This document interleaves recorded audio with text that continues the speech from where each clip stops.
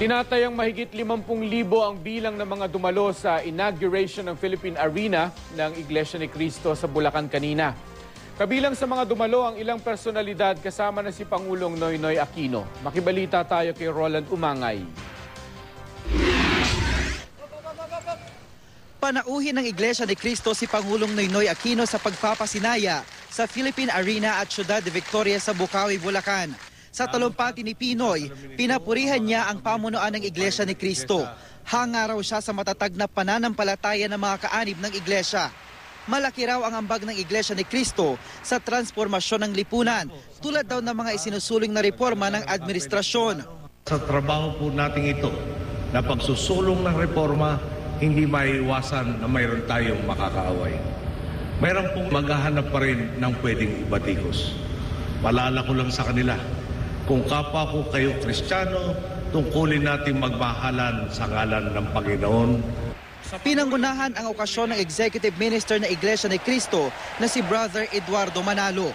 Ayon kay Ka Eduardo, itinayo ang Philippine Arena para sa Diyos, sa karangalan ng Pilipinas at kapakinabangan ng mga Pilipino.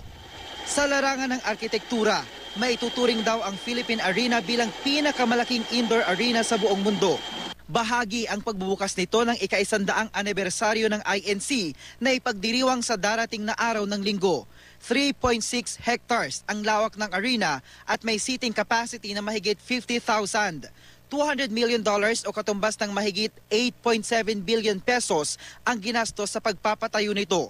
Bukod sa mga pagtitipon ng Iglesia ni Cristo, bubuksan din daw ang Philippine Arena sa iba pang mga event. Nakapaloob ang arena sa 50-hectare complex na tinatawag na Ciudad de Victoria. Nasa loob din nito ang Philippine Sports Stadium.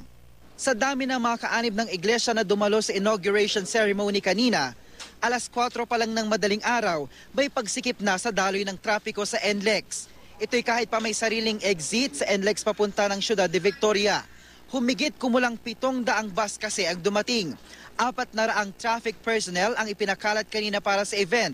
Pero ang okasyon kanina, masusundan pa ng mas malaking pagtitipon ng INC sa linggo para sa kanilang centennial anniversary. Kaya naman naghahanda na ang iba't ibang ahensya ng gobyerno, kabilang na ang MMDA, NLEX at PNP. Roland Umangay, Nagbabalita, Pilipinas.